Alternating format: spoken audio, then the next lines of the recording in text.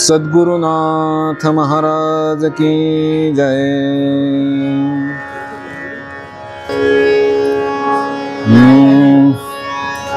यदा लंबोदरं हन्ति सतां प्रत्यूह संभवं तदा लंबे दयालंबं लंबोदरपदाम्बुजं। नमस्ते शारदे देवी सरस्वती मतिप्रदे वसत्वं मम जिह्वाग्रे सर्वविद्याप्रदा भव। नमस्तस्मै भगवते नारदाय महात्मने कामक्रोधविहीनाय ऋषीणां प्रवराय च। गुरुर्ब्रह्मा गुरुर्विष्णुः गुरुर्देवो महेश्वरः गुरुः साक्षात् परं ब्रह्म तस्मै श्री गुरवे नमः। पुंडलीकवरदे हरिविठ्ठल श्री ज्ञानदेव तुकाराम श्री सिद्धिविनायक महाराज की जय। जय जय रघुवीर समर्थ।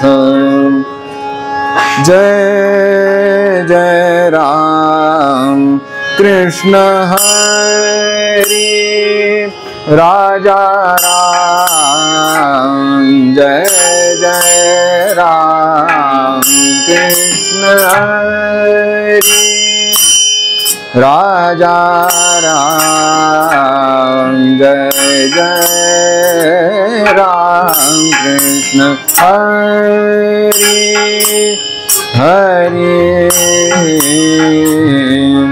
नवनीरदसम नवनीत प्रिय नवनीरदसम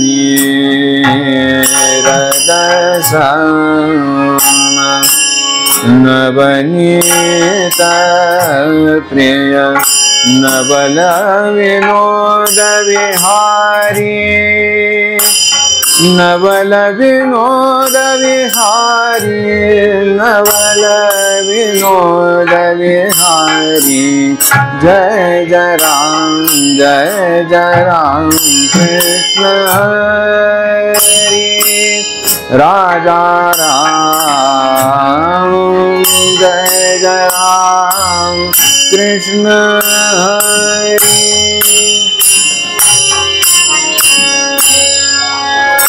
गोवर्धन धर गोपालन रत गोवर्धन धर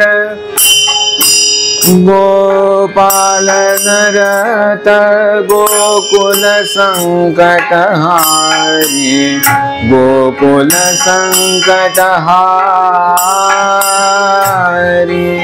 गोकुल संकटहारी। जय जय राम कृष्ण हरि राजा राम। जय जय राम कृष्ण हरि दुर्वासोनुत दुख विमोचक दुर्जन संगमहारी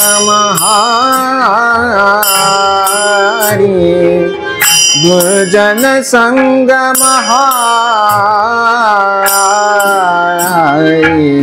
कृष्ण हरि राजा राम। जय जय राम कृष्ण हरि शरणागत दीनाथ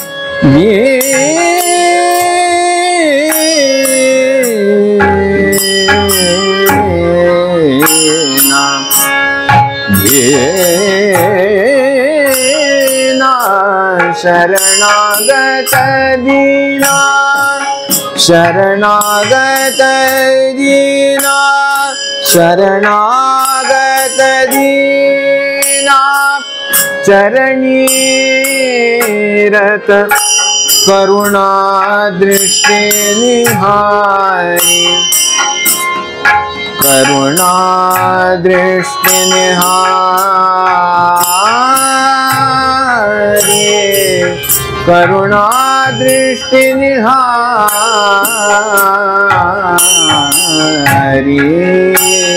जय जय राम कृष्ण हरि राजा राम जय जय राम कृष्ण हरि राजा राम जय जय राम कृष्ण हरि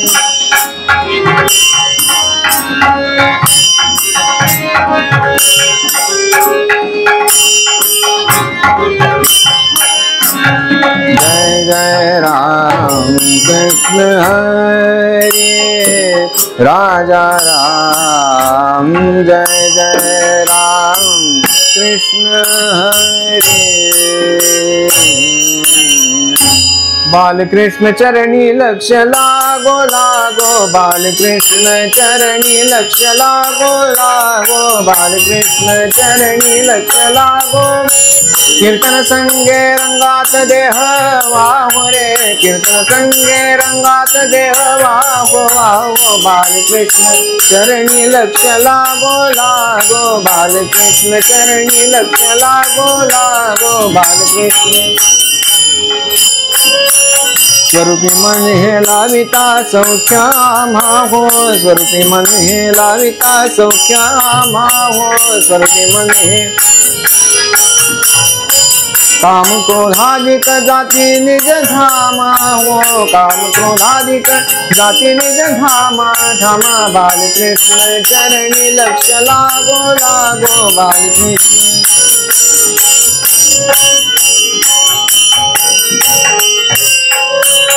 सारा सार बदविता सद्गुरु राजा हो सारा सार बदविता सद्गुरु राजा हो सारा सार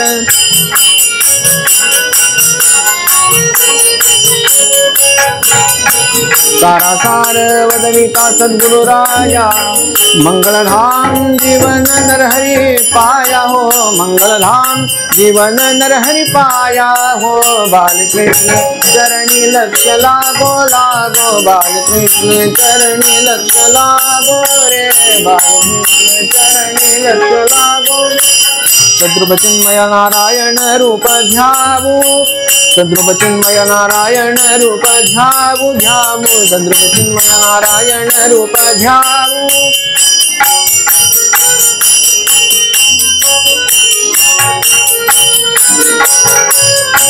तन्मय होवो नि बलवंत प्रेम गावू तन्मय होवो नि बलवंत प्रेम गावू गावू बालकृष्ण चरणी लक्ष्य लागो लागो बालकृष्ण चरणी लक्ष्य लागो रे बालकृष्ण चरणी लक्ष्य लागो चरणी लक्ष्य लागो चरणी लक्ष्य राम राम राम राम सीताराम सीताराम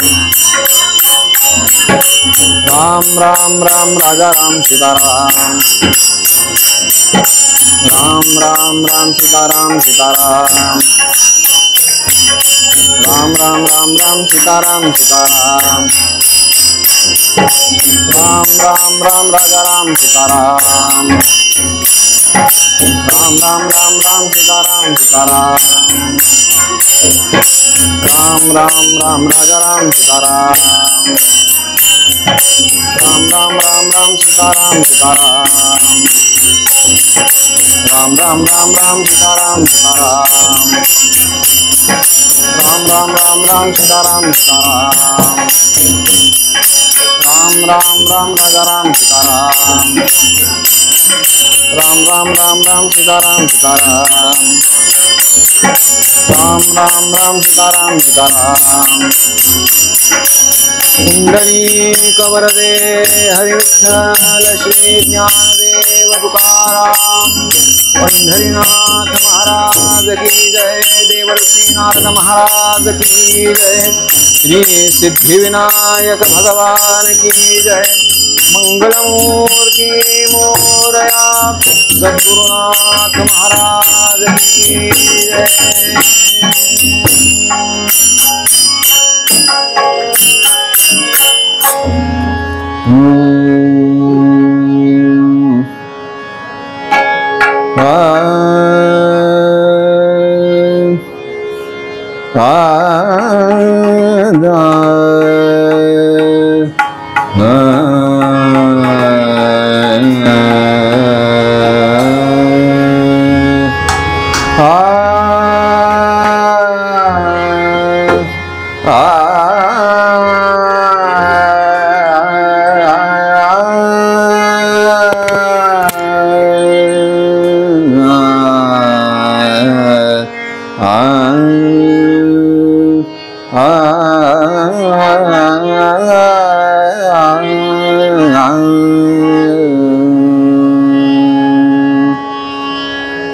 अमृता उडे आणि ते संत जन, अमृता उडे आणि ते संत जन, अमृता उडे, अमृता उडे, अमृता उडे, अमृता उडे, अमृता उडे आणि ते संत जन, अमृता उडे आणि ते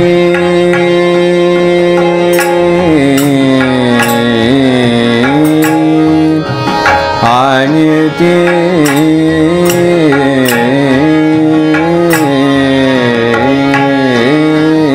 अमृता उडे आणि ते संत जन, नाम अमृत खूण पाजिताचे, नाम अमृत खूण, नाम अमृत खूण, नाम अमृत खूण, नाम अमृत खूण, नाम अमृत खूण पाजिताचे, अमृता उडे आणि ते संत जन, अमृता उडे।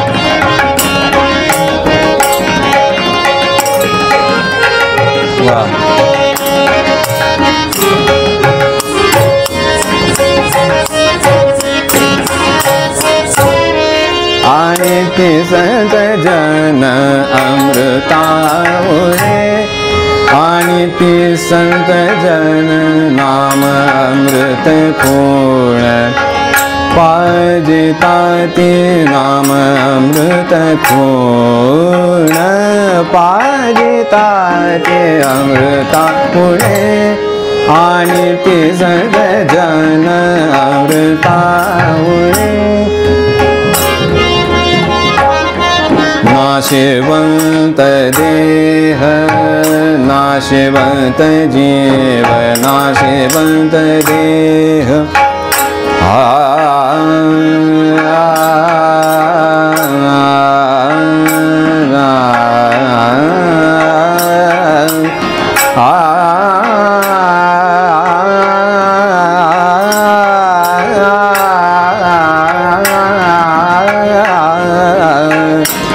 नाशिवंत देह, नाशिवंत जीव, नाशिवंत देह, नाशिवंत जीव, नाशिवंता ठाव जगदंबर, नाशिवंता ठाव जगदंबर, अमृता उणे आणि ते संत जन,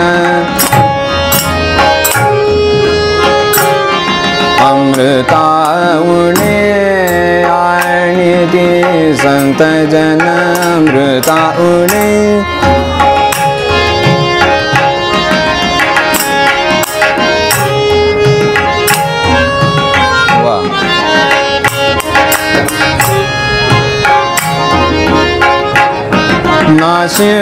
नाशिवंतायासी अमृत उपकार, नाशिवंतायासी अमृत उपकार, नाशिवंतायासी अमृत उपकार, नाशिवंतायासी अमृत उपकार, अनाशिवंतासी नामामृत सार, अनाशिवंतासी नामामृत सार, अमृता उणे आणि ते संत जन, अमृता उणे आणि ते संत जन, अमृता उणे अमृता उणे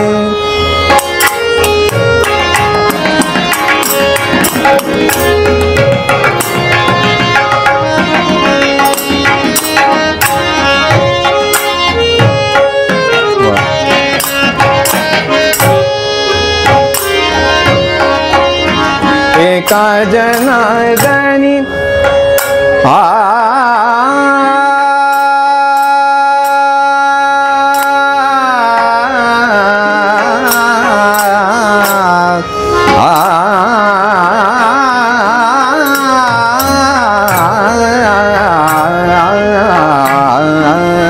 एका जनार्दनी संतांची दृष्टी, एका जनार्दनी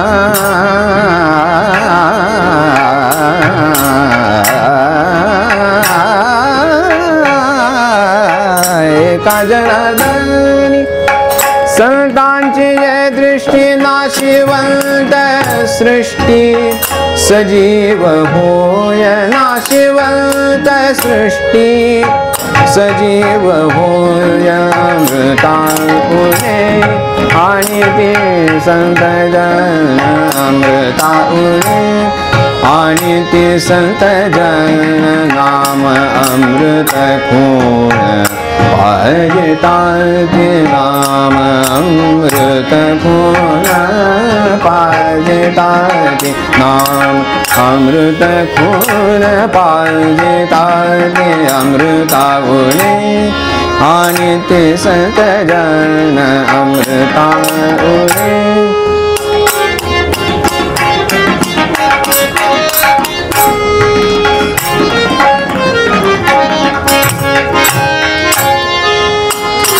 संत जन, अमृता उणे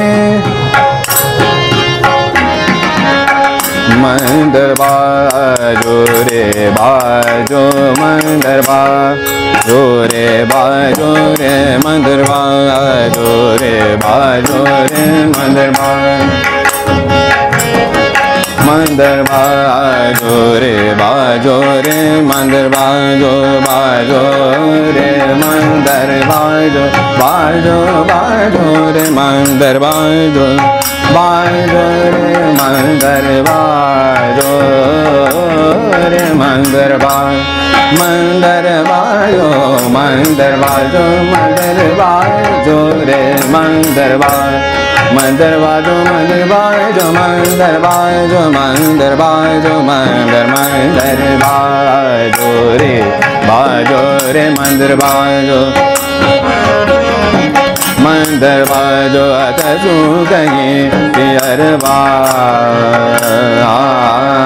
अतसु कहीं पियरवा गरमारे आज पियरवा रोम रोम उलरीला बाजो रे मंदिर बाजो रे मंदिर बाजो रे मंदिर बाजो रे बाजो रे मंदिर बाजो मंदिर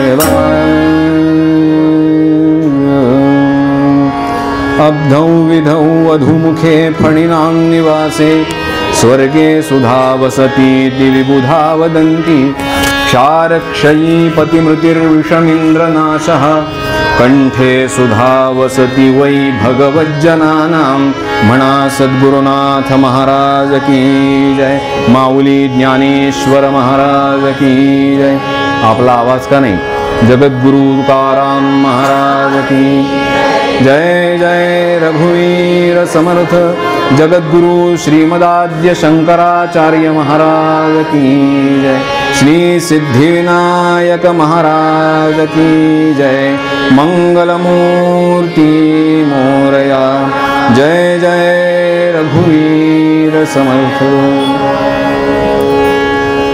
प्रतिष्ठान निवासी संतवर्य एकनाथ महाराज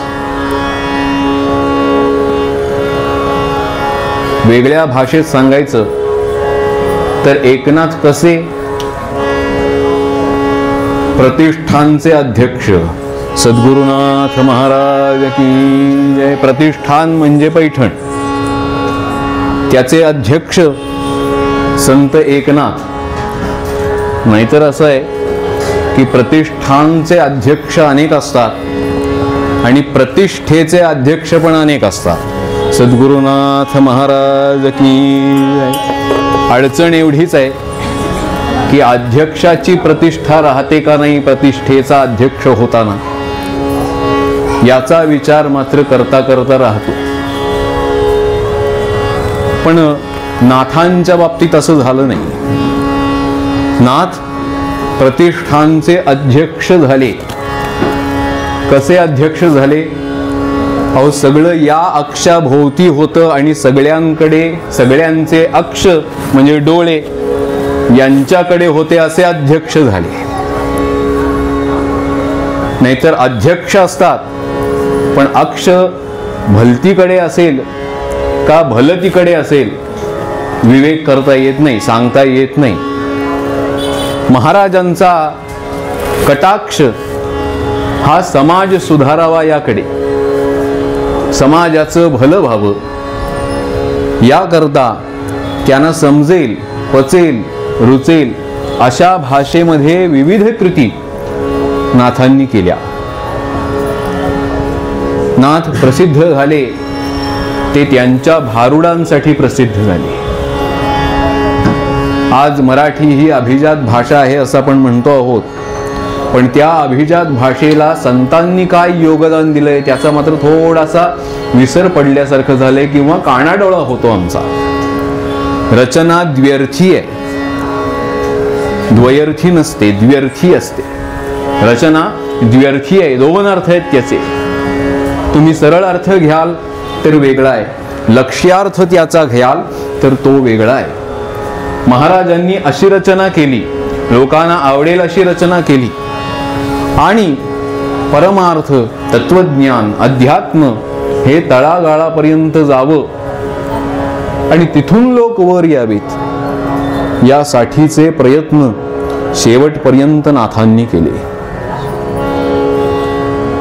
म्हणून जनार्दन एकनाथ खांब दिधला भागवत भागवत धर्मरूपी जे मंदिर आहे त्या मंदिराचा पाया ज्ञानदेवांनी घातला आणि त्या ज्ञानदेवांनी ज्ञानेश्वरी म्हणजे भावार्थ दीपिकेची रचना केली अहो या भावार्थ दीपिकेमध्ये कितीतरी पाठभेद झालेले होते ते भेद दूर करण्याचं कार्य त्या काळामध्ये नाथांनी केलं म्हणजे नाथ हे भावार्थ दीपिकेचे आद्य संपादक आहेत खरं तर सद्गुरुनाथ महाराज की आणि ज्ञानेश्वर महाराजांनी जी परंपरा घालून दिली म्हणजे भगवद्गीतेवर व्याख्यान, भगवद्गीतेवर टीका, भाष्य हे ज्ञानदेवांनी केलं,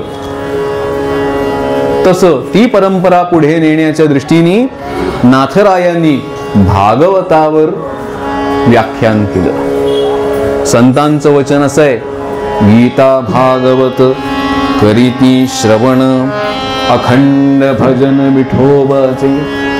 एक गीता आणि दुसरा भागवत, एवढं जर दोन करता आलं तर सगळं भागवता येतं. सद्गुरुनाथ महाराज की जय. नव्हे, मध्ये सगळं भागतं, मध्ये सगळं भागतं. तेव्हा गेयम गीता नाम सहस्रम, श्रीमद आचार्यांचं सुद्धा वचन आहे, गेयम श्रीपती रूपमजस्रम.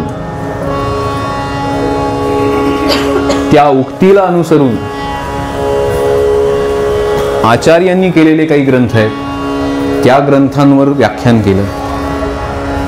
रामायणासारखा ग्रंथ आपल्या वाड्यात बसून लोकांना समजेल असा त्यांना त्यांनी सांगितला.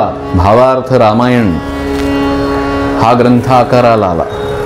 घरात विरोध झाला, पण तरी नाथांनी आपलं कार्य चालू ठेवलं. नाथांच्या चरित्रातून आपल्याला शिकण्यासारखी गोष्ट आहे की विरोध आजूबाजूला होतच असतो. प्रपंच हा विरोधात्मकच आहे.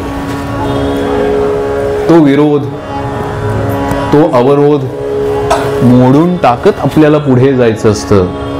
त्यामुळे नजर पंचावर असता कामा नये, नजर पंचावर असता कामा नये, पंचावर असता कामा नये. नजर या पंचांचा निर्माता जो आहे त्याच्याकडे असली पाहिजे.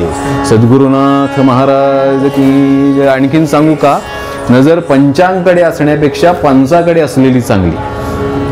हा व्यवहार आहे. एकदा तो हातामध्ये धरला की कोणताही विषयाचा पंच बसत नाही. म्हणून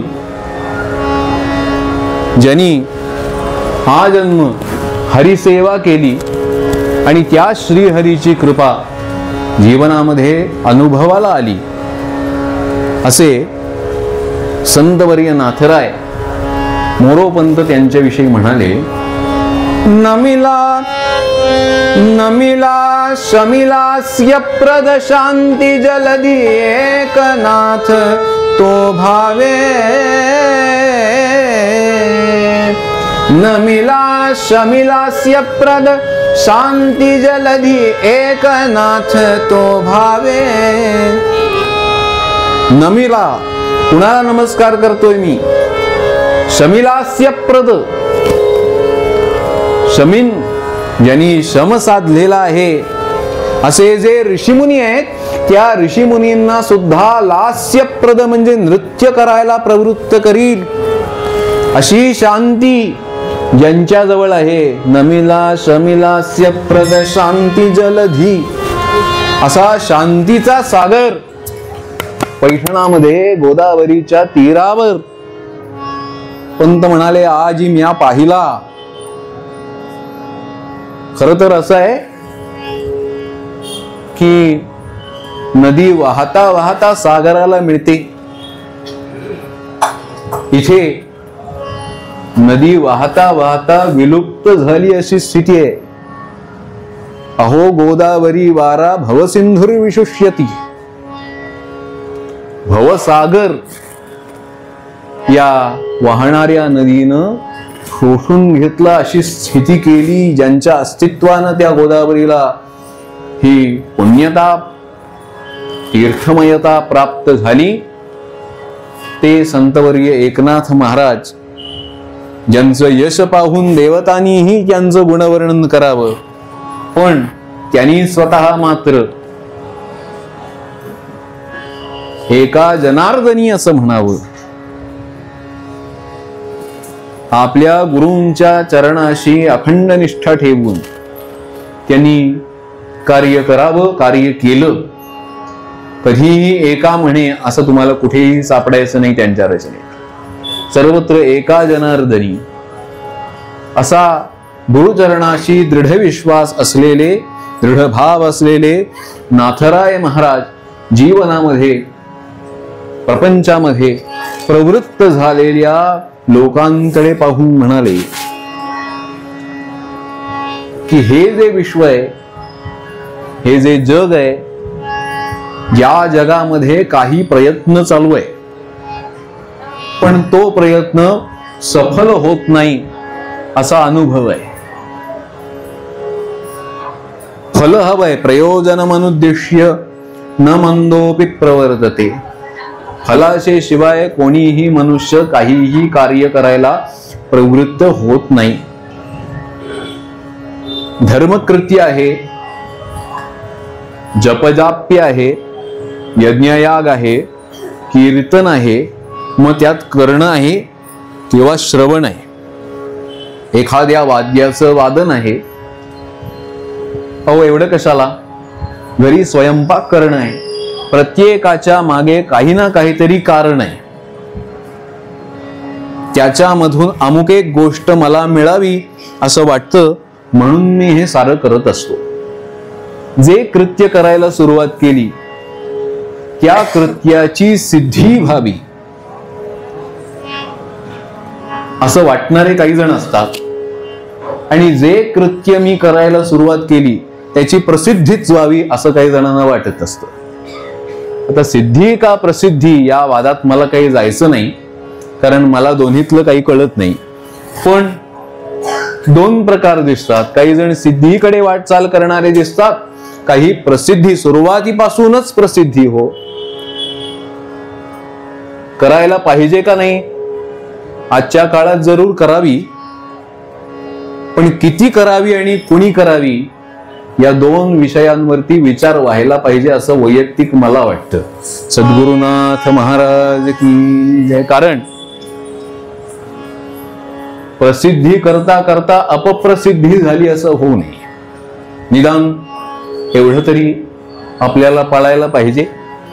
आणि शास्त्राचा विवेक जर बघितला तर सिद्धीपेक्षा सिद्ध होणं, प्रसिद्धीपेक्षा प्रसिद्ध होणं हे जास्त, प्रसिद्ध होण्यापेक्षा प्रसिद्ध होणं हे जास्त शास्त्रांनी मोठं मानलेलं आहे. पण सिद्धी प्राप्त होण्यासाठी, काही फलप्राप्त होण्यासाठी कर्माचा अवलंब केला, संकल्प सोडला आणि कर्म सुरू झालं.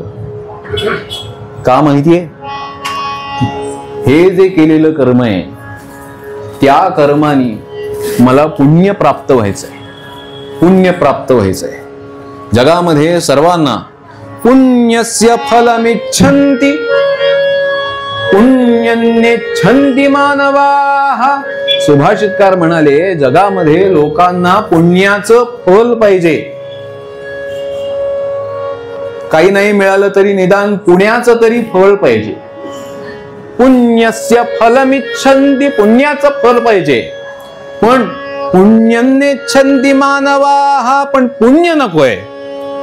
आणि न पाप फलमिच्छन्ति, पापाचं फळ नकोय. पण पापं कुर्वन्ति यत्नतः, पण प्रयत्नपूर्वक पाप करतात.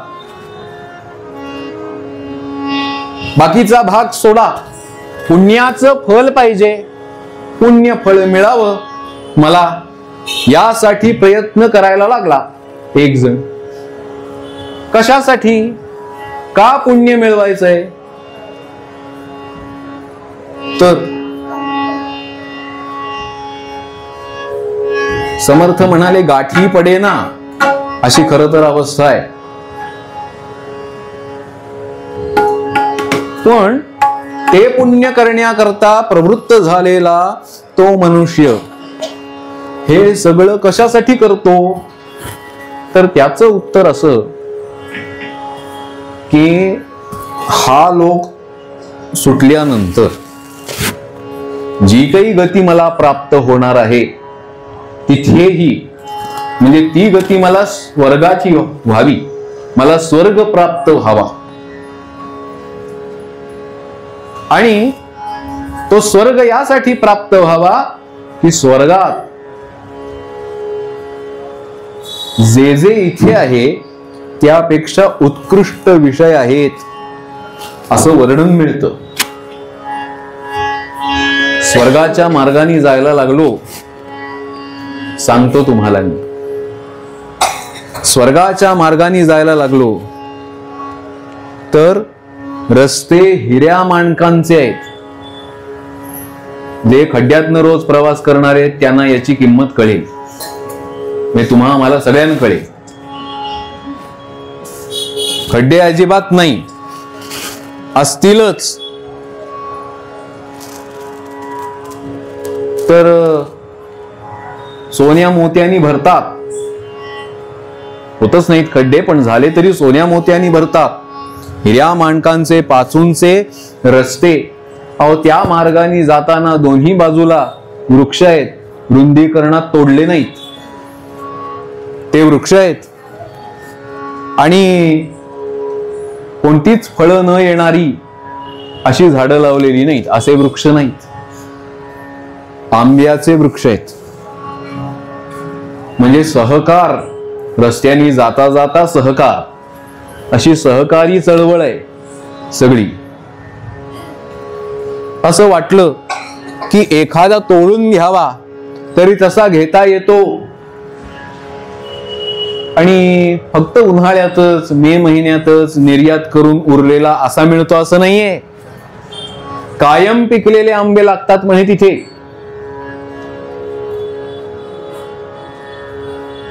पुढे आणखीन गेलो तर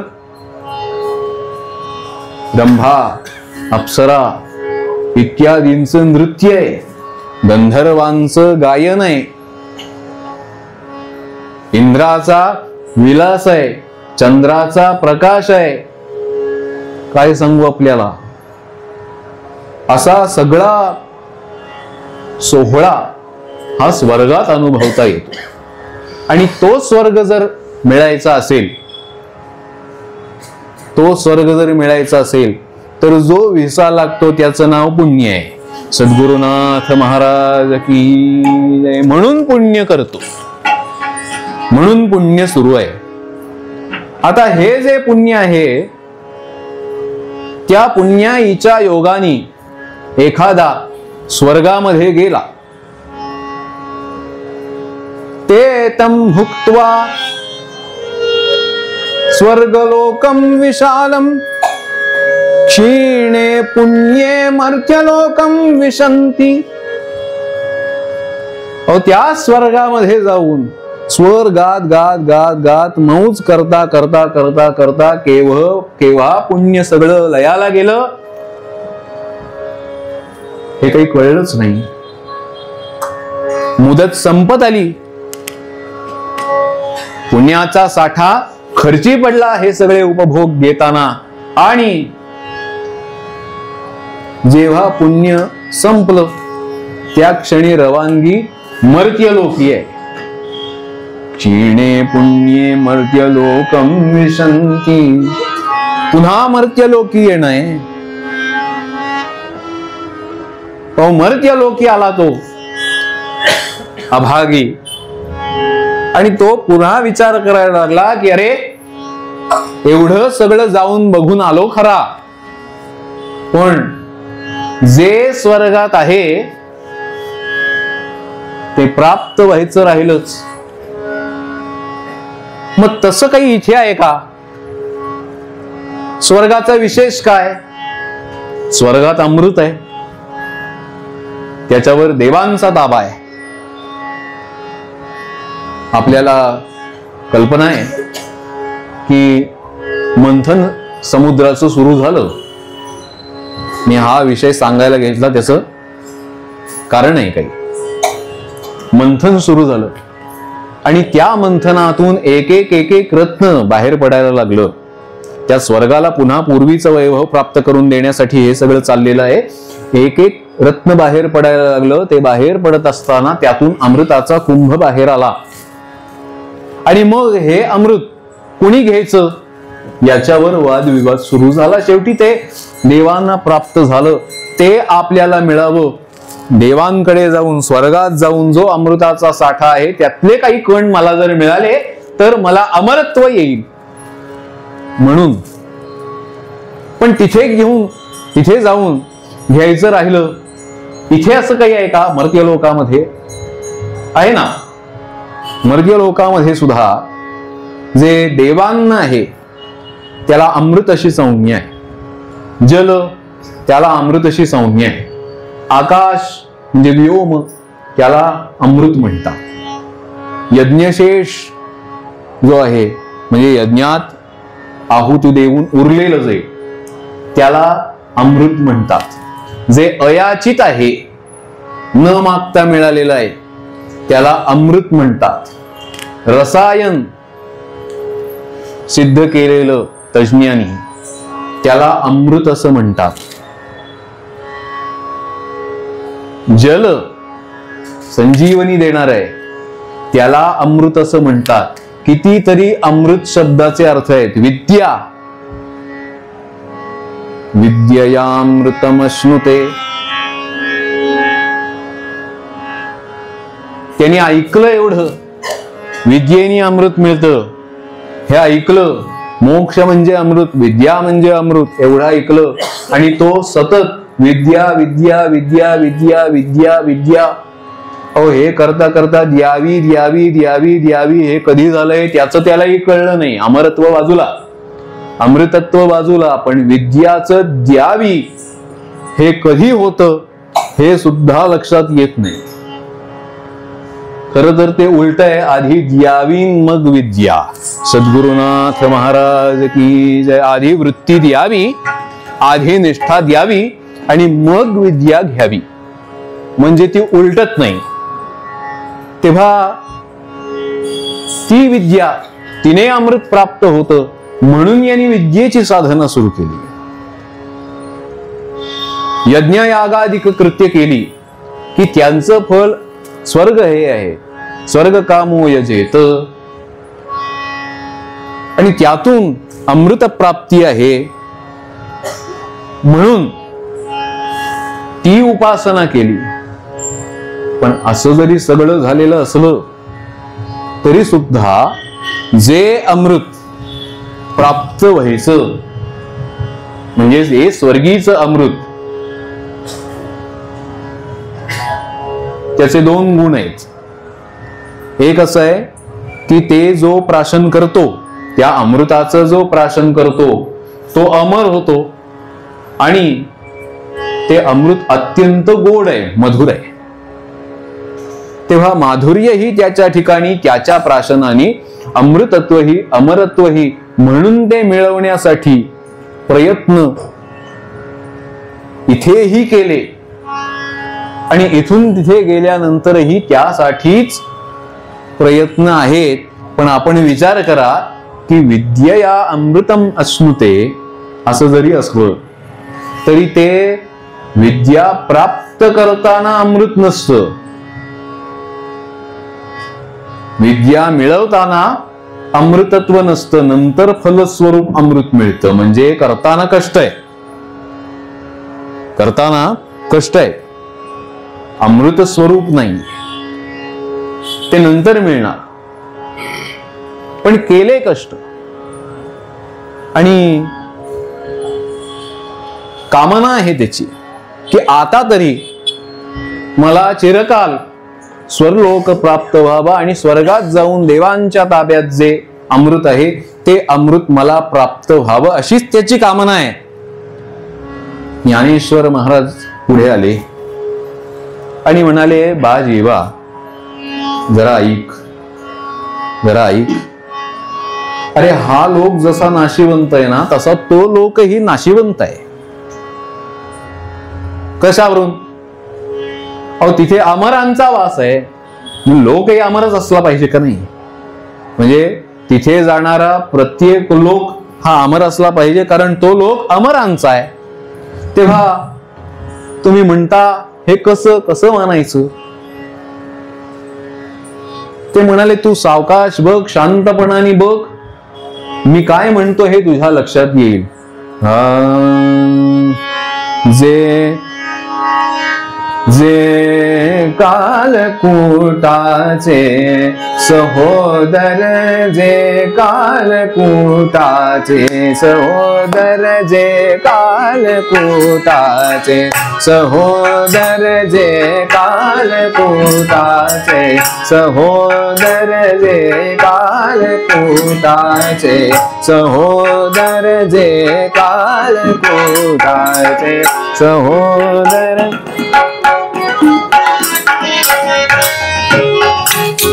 जे कालकूटाचे सहोदर, मृत्यू भेणे प्याले अमर, मृत्यू भेणे प्याले अमर अमर, जे कालकूटाचे सहोदर, जे कालकूटाचे सहोदर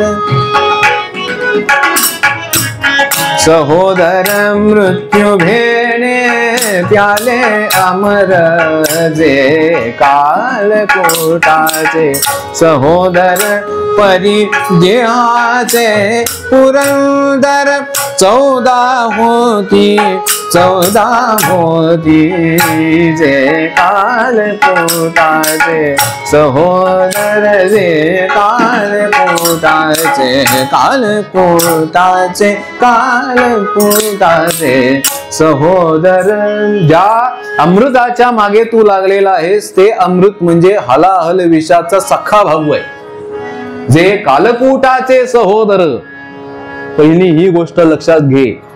मृत्यू भेणे प्याले अमर, मृत्यू होऊ नये आपला याकरता अमरानी प्राशन केलं ते. मृत्यू भेणे प्याले अमर, पण तरी परी देहाचे पुरंदर 14 होती. पण ब्रह्मदेवाच्या एका दिवसात 14 इंद्र होतात. आपण पंचांगामध्ये पहा, आपल्याला ही नोंद मिळेल. ब्रह्मदेवाच्या एका दिवसात 14 इंद्र होतात, म्हणजे 14 वेळा निवडणूक होते. असं जर आहे, ज्याच्याकडे अमृताची मालकी तोच 14 वेळा बदलतो, तर अमरत्व या अमृताने मिळतं असं कसं काय मानायचं. सद्गुरुनाथ महाराज की जय. एक. आणि दुसरं, नाशिवंत देह. हा देह जसा नाशिवंत, हा लोक जसा नाशिवंत, स्वर्लोक जसा नाशिवंत, तसं ते अमृत नाशिवंत नाचणार हे नक्की आहे. त्याला दुर्गंध येणार, त्याची गोडी लोपणार. असं जर आहे तर मग नाशिवंतासाठी जीवनभर प्रयत्न करणार आहेस काय. सद्गुरुनाथ महाराज की. नाशिवंत देह, नाशिवंत जीव, नाशिवंता ठाव जगडंबर. अहो पण म्हणाले, तुम्ही हे सगळं सांगताय, योग मार्ग असा आहे की त्यात समाधी पर्यंत अभ्यास केला तर सविकल्प आणि मग निर्विकल्प अशी समाधी साधता येते. ती जी निर्विकल्प समाधी आहे त्या समाधीला योगशास्त्रामध्ये धर्ममेघ समाधी असं म्हणतात. असं नाव काय आहे तर त्याचं कारण असं आहे की त्या निर्विकल्प समाधीमध्ये योग्यावर धर्ममेघ हा अमृताचा वर्षाव करीत असतो. त्याला अमृत प्राप्त होत असतं त्या निर्विकल्प अवस्थेमध्ये, निर्विकल्प समाधीच्या दशेमध्ये. तेव्हा ते प्राप्त व्हावं म्हणून योग साधला. तिथपर्यंत जाणं अवघड आहे, हो, पण तिथपर्यंत जाऊन पोचणं कठीण. मग हे अमृत आम्हाला प्राप्तच व्हायचं नाही का, असा प्रश्न आहे. जसं त्या समाधी अवस्थेमध्ये अमृत आहे, तसं चंद्राजवळ सुद्धा अमृत आहे. वनस्पती, त्यांच्या ठिकाणचा गुण, त्यांच्या ठिकाणची वाढ ही सगळी चंद्राच्या प्रकाशात होत असते, चंद्राच्या प्रकाशात होते. तो अमृताचा वर्षाव करीत असतो. म्हणून मग म्हणाले निदान चंद्राला तरी प्रसन्न करून घेऊया.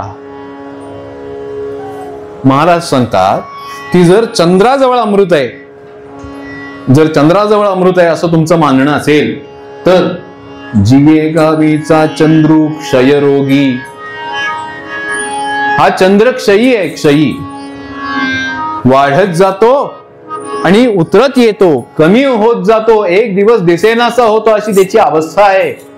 जो स्वतःच क्षयी आहे तर त्याच्याजवळ अमृत आहे असं कसं काय मानायचं? अमृत आहे तर क्षय कसा होतो?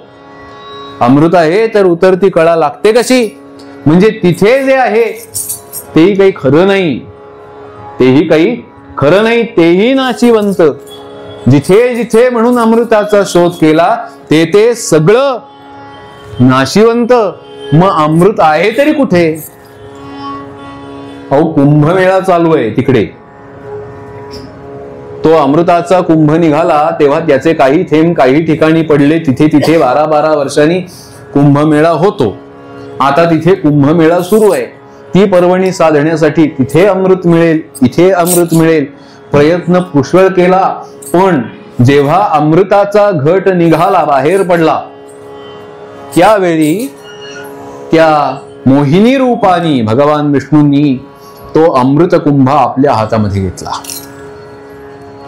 आणि काय केलं तर असुरा नाही पाहिजे होता आणि सुरा नाही पाहिजे होता.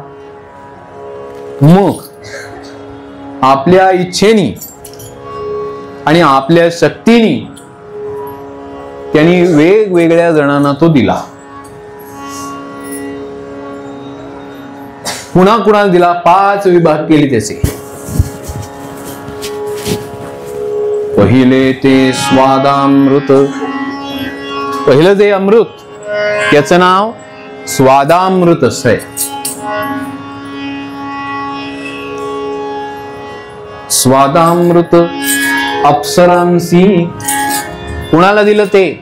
स्वादामृत दिलं कुणाला? अप्सरांना दिलं. स्वादामृत अप्सरांसी.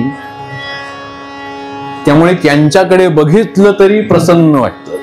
स्वादामृत अप्सरांसी. तृप्त्यमृत देवांसी. तृप्त्यमृत हे देवांना दिलं. त्यामुळे काय झालं? देव ते अमृत घेऊन तृप्त झाले, अतृप्त राहिले नाहीत, तृप्त झाले. क्षुधा त्यासी बाधेना. क्षुधा बाध त्यांना नाही. उन्मादामृत दैत्यांसी. उन्मादामृत हे दैत्यांना प्रदान केलं, त्यांनी ते उन्मत्त झाले.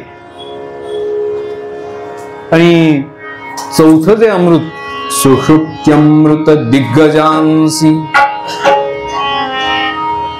ते सुषुप्त्यमृत हे दिग्गजांना दिलं. दिग्गज म्हणजे कोण? या पृथ्वीचा भार सांभाळणारे काही गज 8 दिशांना आहेत, त्यांना दिग्गज म्हणतात. ते जे दिग्गज आहेत त्या दिग्गजांना ते सुषुप्त्यमृत दिलं. त्यामुळे ते एका जागी स्थिर उभे असतात आणि त्यांच्यामुळे हा पृथ्वीचा भार, हा पृथ्वीचा गोल हा स्थिर स्थावर राहतो.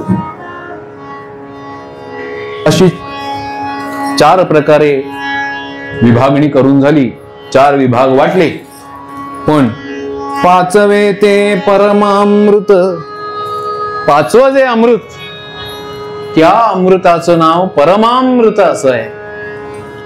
आणि ते अमृत मात्र भगवान विष्णूंनी कुणालाही न देता आपल्या जवळ ठेवलं, आपल्या जवळ ठेवलं.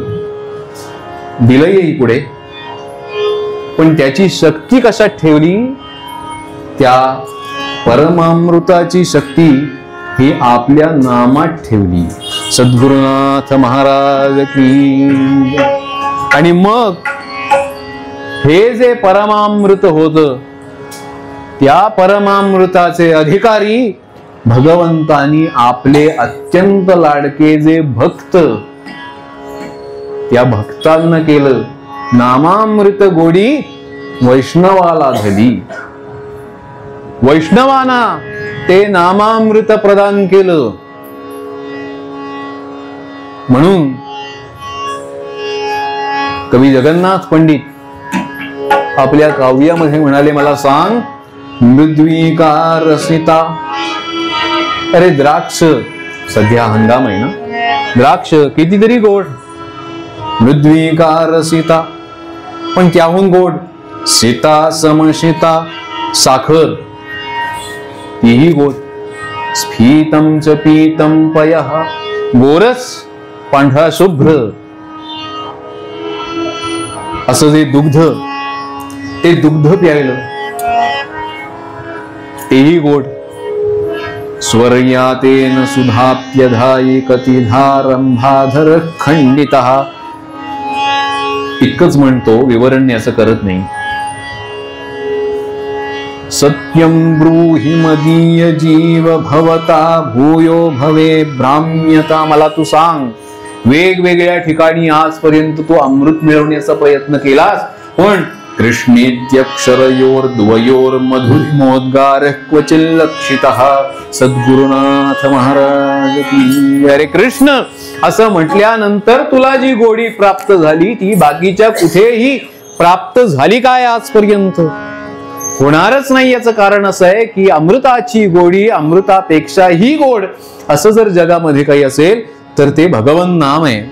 अमृताहुनी गोड नाम तुझे देवा, नाम तुझे देवा. अमृताहुनी गोड नाम तुझे देवा, नाम तुझे देवा. मन माझे केशवा काबान घे, काबान घे. अमृताहुनी गोड नाम तुझे देवा, नाम तुझे देवा.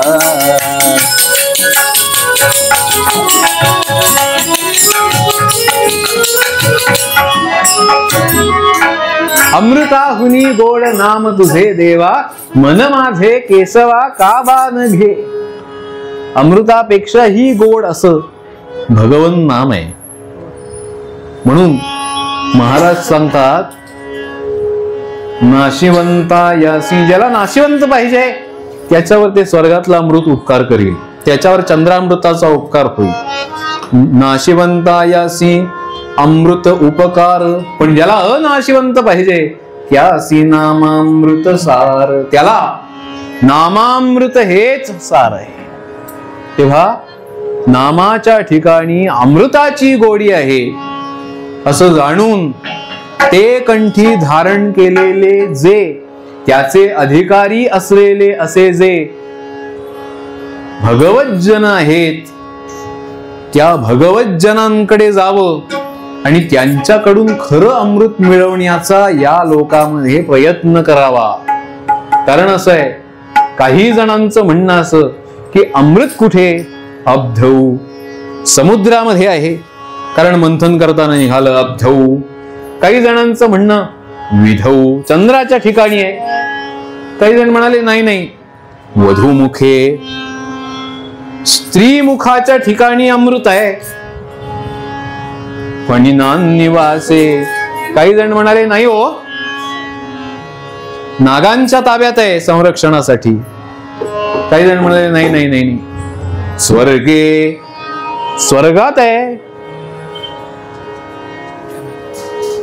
असं का? मग आपापलं मत मांडून झाल्यानंतर एकेकाने त्याचं खंडन करायला सुरुवात केली. एक जण म्हणाले अब्धौ असं तुमचं म्हणणं आहे, समुद्राच्या ठिकाणी आहे. मग मला सांगा, समुद्राच्या ठिकाणी जर अमृत आहे तर समुद्र खारट कसा? क्षारः. अहो पण मग यांनी सांगितलं ना, वधूमुखे जर वधूमुखे पत्नीच्या मुखकमली असं अमृत असेल तर पतिमृती ही हा परिणाम कसा काय? पतीचं मरण होतं असं कसं काय? म्हणजे तिथेही नाही. पण तिसरं मत आलं होतं पुढे, विधऊ ते जर असेल तर तो क्षयी आहे, तेही नाही. नागांजवळ अमृत आहे असं तुम्ही म्हणता, तसं जर असेल तर त्यांच्याजवळ विष कसं काय? म्हणजे दंश केल्यानंतर विष पसरतं असं कसं काय? मालक अमृताचे आणि लोकात वाटतात विष असं कसं? हे कलियुगात घडणार आहे. सद्गुरुनाथ महाराज की. पण तेव्हा नव्हतं, मग असं कसं? आणि स्वर्गात आहे असं जर म्हणायचं तर इंद्रनाश होतो, हे कसं काय? तात्पर्य असं आहे की इथे कुठेही अमृत नाही. मग ते कुठे आहे? कंठे सुधा वसती वै भगवज्जनानाम. जे भगवज्जन आहे त्या भगवज्जनांच्या कंठी भगवन नामाच्या रूपामध्ये ते अमृत निवास करतं. म्हणून अमृता उणे आणि ती संत जन नाम अमृत खूण पाजी जाती. कसे ते आपण चरित्र भागामध्ये पाहू. पूर्वरंगासाठी घेतलेल्या पदामध्ये नाथराय सांगतात,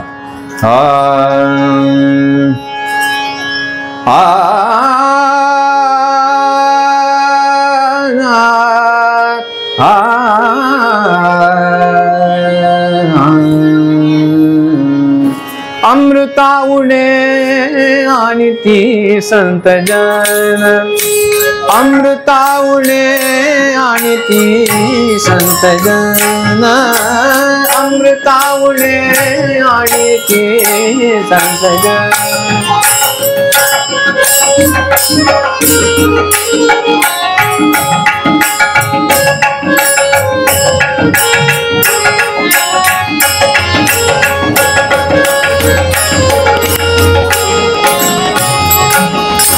नाम अमृत खूण पाजे ताजी. नाम अमृत खूण पाजे ताजी. अमृता उणे आणि ती संत जन. वा.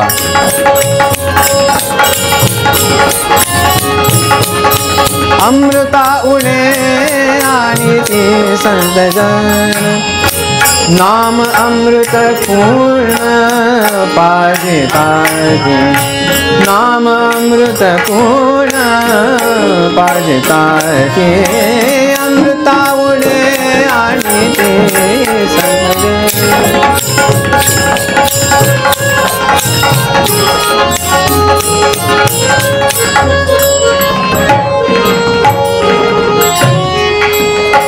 एका जनार्दनी संतांची ये दृष्टी.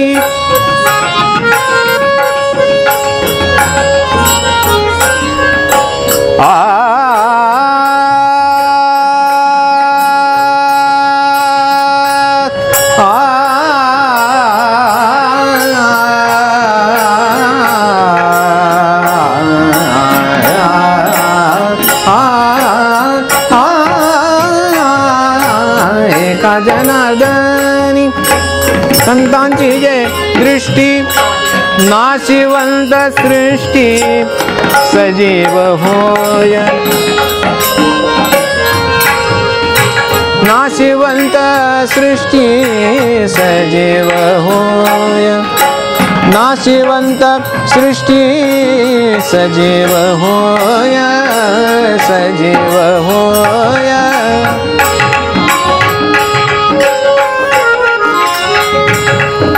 नाशिवंत सृष्टी सजीव होय. अमृता उणे आणि ती संत जन. अमृता उणे आणि ती संत जन. अमृता उणे आणि ती संत जन. नाम अमृत खूण पाजिताची नाम अमृत पूर्ण पाजिताची अमृताउले आणि संतजन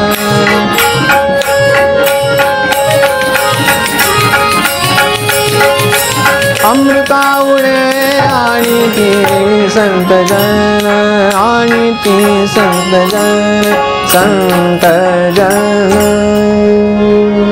भजन करू आणि चरित्र भागाला आपण आरंभ करूया. वेळ माझ्याकडे थोडा आहे, त्यामुळे थोडक्यात चरित्र भाग आपल्या पुढे मांडण्याचा प्रयत्न मी करतो.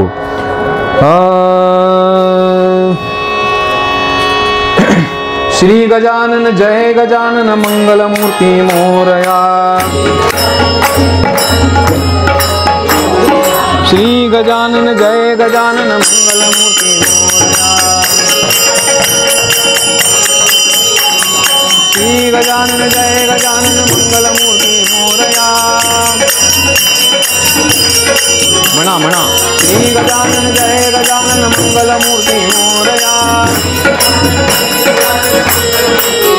आमचाच आवाज जास्त आहे, तुमचा आवाज जास्त येऊ दे. श्री गजानन जय गजानन मंगलमूर्ती मोरया. थोडा अजून चालेल. श्री गजानन जय गजानन मंगलमूर्ती मोरया. श्री गजानन जय गजानन मंगलमूर्ती मोरया. श्री गजानन जय गजानन मंगलमूर्ती मोरया. श्री गजानन जय गजानन मंगलमूर्ती मोरया. श्री गजानन जय गजानन मंगलमूर्ती मोरया.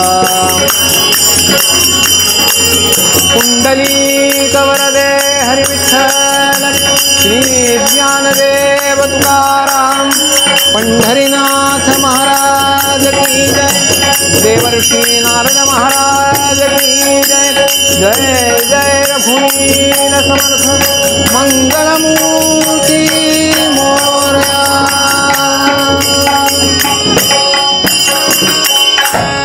दारामध्ये केशर कस्तुरीचे सडे घातलेले, हिऱ्या मोत्याच्या रांगोळ्या काढलेल्या, केळीचे स्तंभ केळीच्या घडासह लावलेले, यजमान सपत्नीक दारामध्ये हात जोडून उभे आहेत. जो जो येईल त्याच्या स्वागताची सर्व सिद्धता आहे. अहो, एकीकडे अत्तर, अस्सल गुलाबाचं, दवण्याचं, मालतीचं, पारिजातकाचं असा घमघमाट आहे दोहो बाजूला. अत्तराच्या पुरुष पुरुष उंचीच्या कितीतरी समया लावलेल्या आहेत आणि सुवर्णाच्या आहेत त्या. लख लख लख लख लख लख सगळीकडे प्रकाश पडलेला आहे.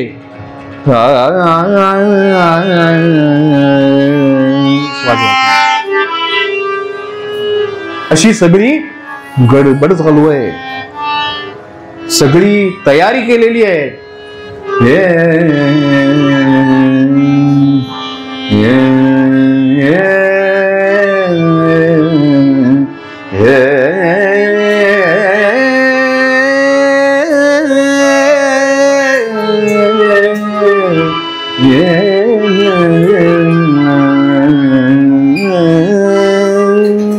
मंजुळ असा स्वर कानी येतोय आणि कानी ते संगीत येतंय, नृत्य सुरू आहे.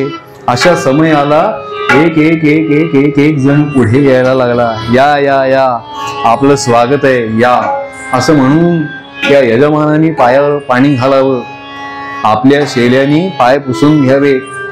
हात पुसायला दुसरा शेला ठेवलेला होता, नॅपकिन नव्हता किंवा टिश्यूचा उदय तेव्हा व्हायचा होता.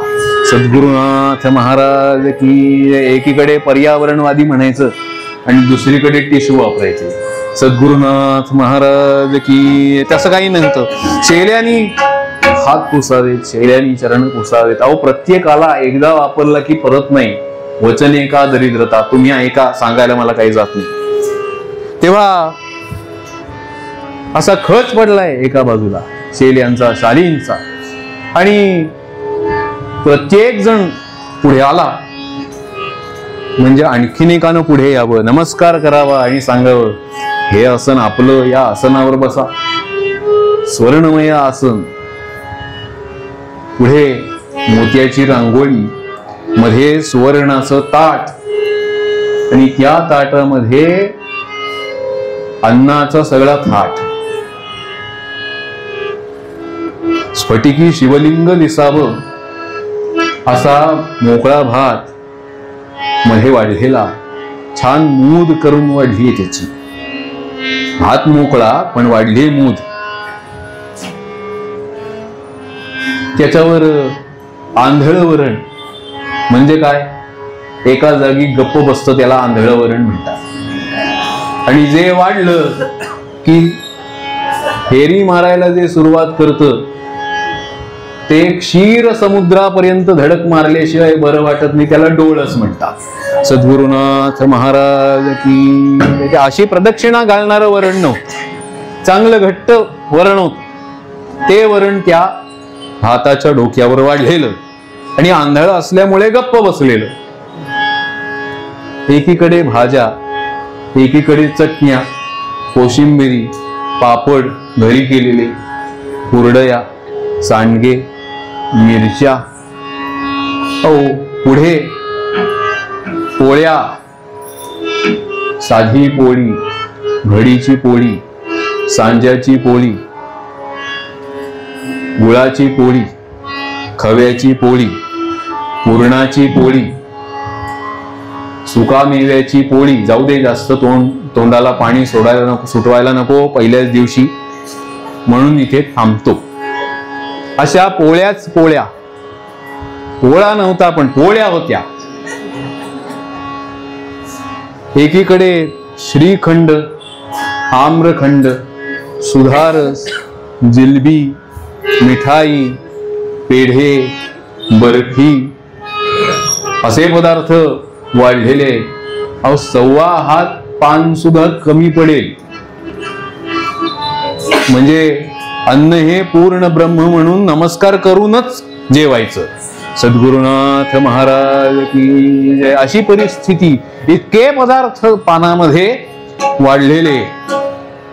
आणि अजून एक पात्र मध्ये सुवर्णाचं असं मोठं वाडगा आपल्या भाषेमध्ये असा मध्यभागी ठेवलेला, आणि तो मात्र रिकामा. प्रत्येकाला प्रश्न हो की हे पात्र रिकाम का?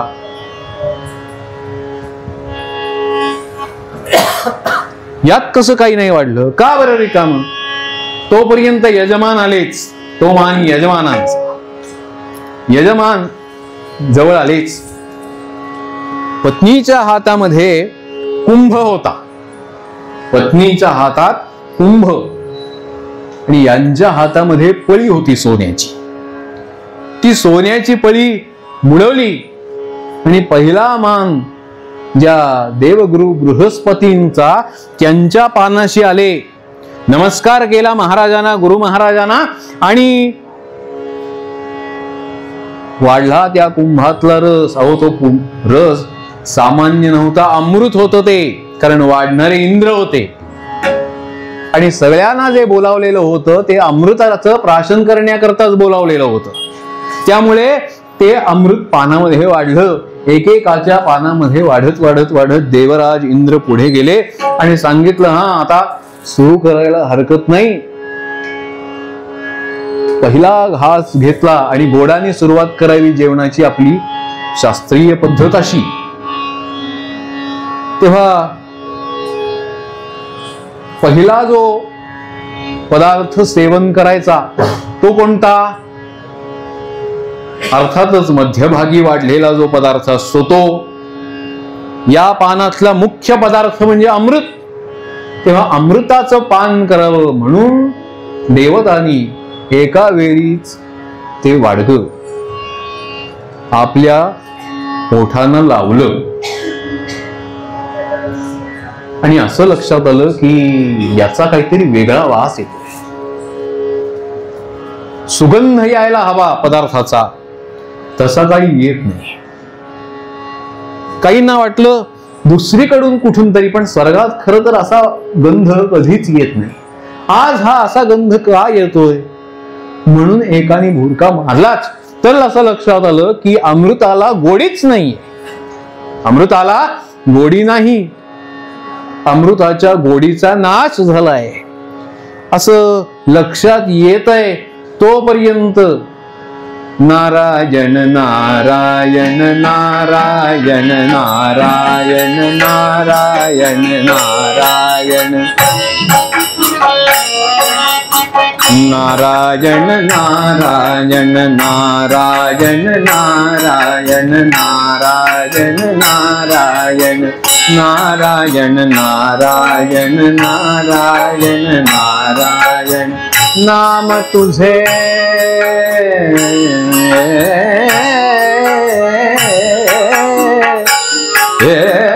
अति पावन नारायण नारायण नारायण नारायण नारायण नारायण नारायण नारायण. पायामध्ये चाळ बांधलेले, पितांबर नेसलेला आहे, कमरेला शेला आहे, गळ्यामध्ये माला आहे, वीणा महती तिचं नाव, तिने महती पुढे पोहोचवली. हातातल्या चिकडीचा नाल करत करत नारायण नारायण नारायण नारायण नारायण नारायण नारायण ध्वनी कानी पडला आणि देवराज इंद्र समोर आले. या या या या या मुने या, अहो आपलीच आठवण आम्ही काढली होती. असं काय संकट आहे ते सांगा, कारण संकटाशिवाय काही तुम्हाला आमची आठवण यायची नाही. अहो असं काय म्हणता मुने, तुम्ही देवर्षी, तेव्हा देवाना तुमची आठवण कायमच राहायची. खरं सांगू का, आठवण कुणाची येते, ज्याचं विस्मरण होतं त्याची. सद्गुरुनाथ महाराज की जय. तुम्ही म्हणता तशी आम्हाला आठवण येत नाही कारण आम्हाला विस्मरणच होत नाही. वा वा वा. इंद्रा, कीर्तनकाराची आठवण तुम्हाला अजून येते यातच मी भरून पावलो, यातच मला आनंद झाला. बोला काय काम आहे? अहो काम तसं तुमच्या दृष्टीने सामान्य आहे, पण काम तर आहे ना. काय आहे? काही नाही. असं करा, आपणही भोजन करा. नको नको नको, भोजनाच्या वगैरे मला फंदात पडू नका. अजून बऱ्याच ठिकाणी मला जायचंय, तेव्हा जे मुख्य पक्वान्न आहे तेवढं आणून द्या, म्हणजे मी पुढे. अहो तेच सांगतोय, ते तुम्ही घ्याल तर तुम्हाला त्याची गोडी कळायची नाही. म्हणजे मला काय तुम्ही गोडी न कळणाऱ्या प्राण्यापैकी समजलात की काय? सद्गुरुनाथ महाराज की जे. कळेल मला त्याची गोडी, आणि न कळायला हा काही गुळ नाही. न कळायला हा काही गुळ नाही. समजलं तर बघा, नाही तर द्या सोडून. तेव्हा कळेलच मला. बोला कुठे काय झालं? हो काय सांगू तुम्हाला. अमृताची जा गोडी नासली, अमृताची जा गोडी नासली, अमृताची जा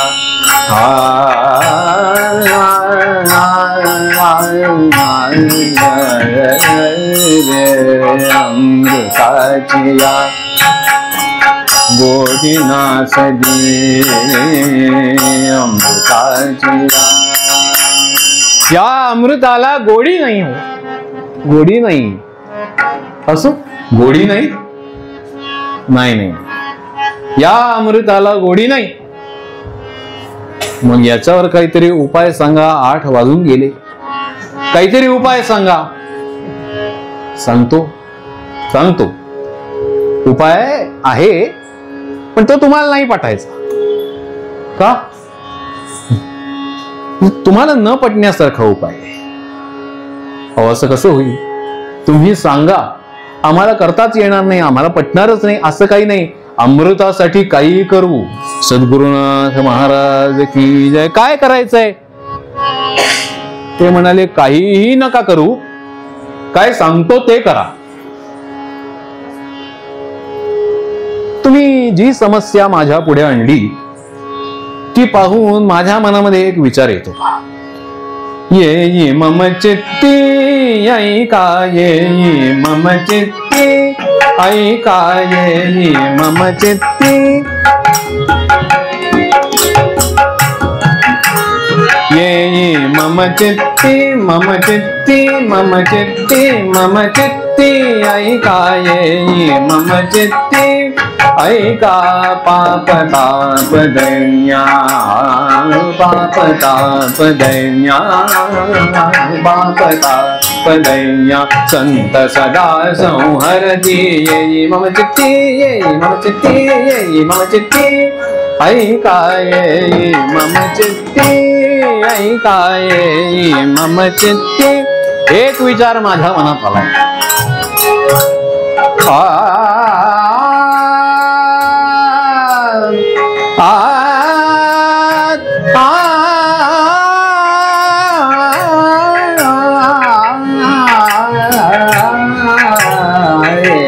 मम चित्ती, मम चित्ती, मम चित्ती, चित्ती ऐका, ये मम चित्ती.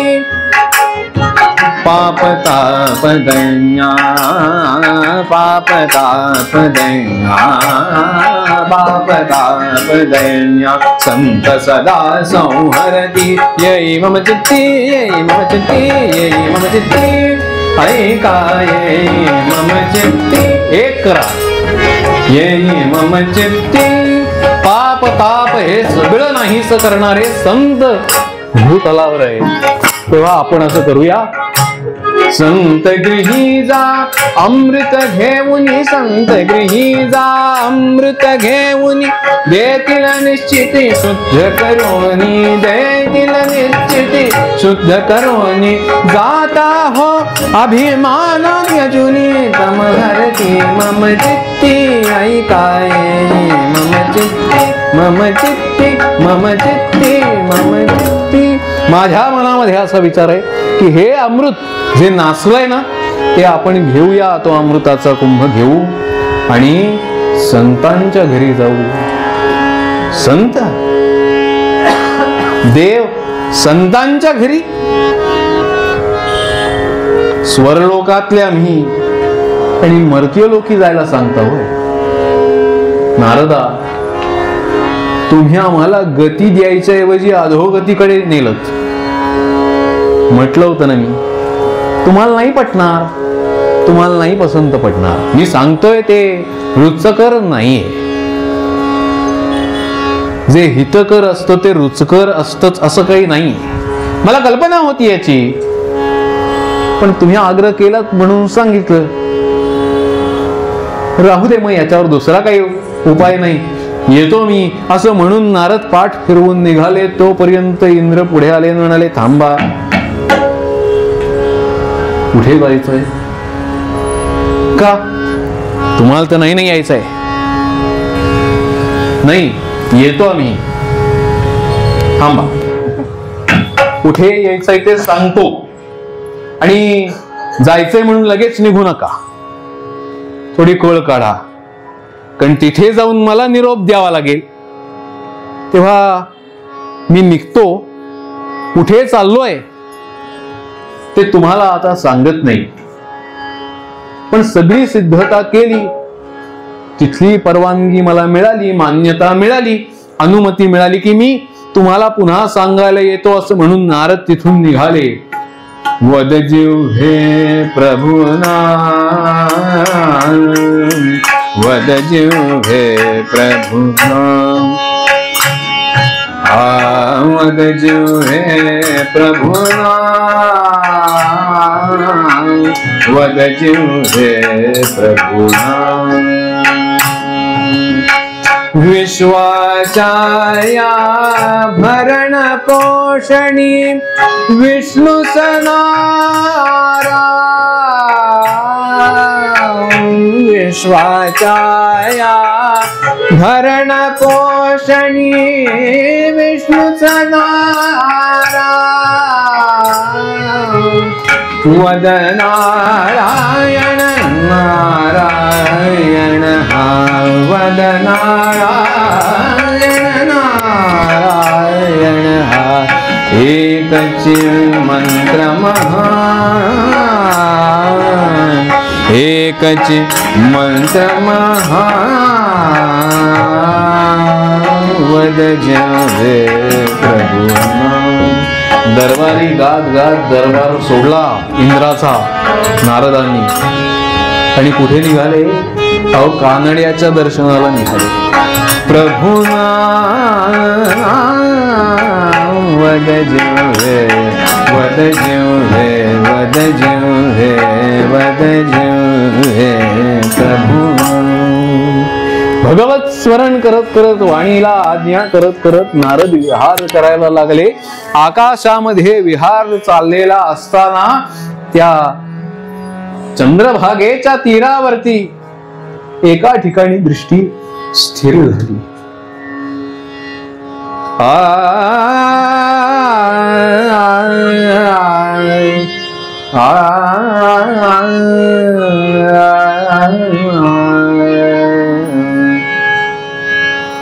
स्वर कानी आला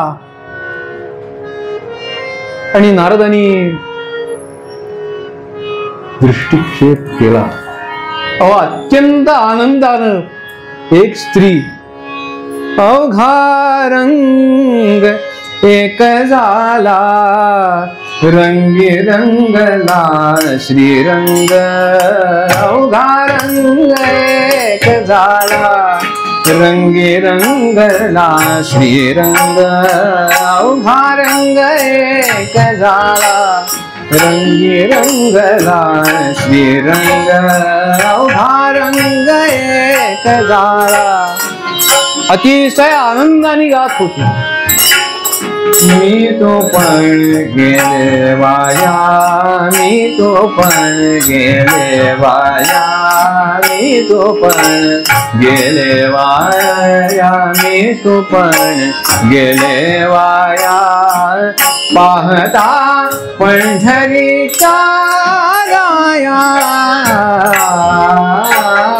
अवघा रंग एक झाला अवघा रंग एक झाला रंगी रंगला श्रीरंग अवघा रंग एक झाला रंगी रंगला श्रीरंग. पाहिलं आनंदात असलेलं त्या स्त्रीला आणि हळूहळू हळूहळू हळूहळू हळू नारद तिथपर्यंत येतायत. तोवर त्या स्त्रीचा पती पुढे आला.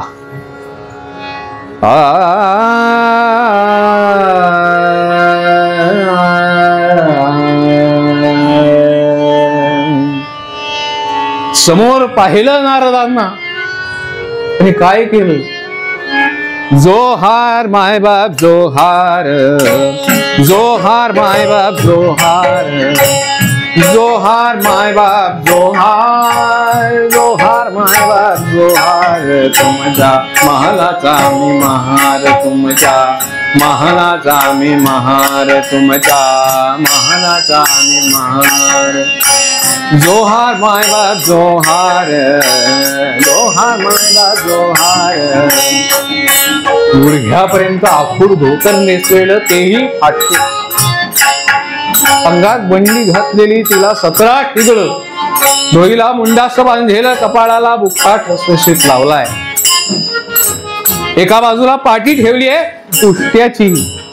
जोहार माय बाप जोहार माय बाप जोहार, जोहार माय बाप जोहार, तुमच्या महाराजा महार, तुमच्या महाराजा मी महाराजा मी महाराजा मी। जोहार माय बाप जोहार जोहार। आज या कुटीकडे आपलं येणं कसं झालं? मुनिवरा आज इकडे कसे आला?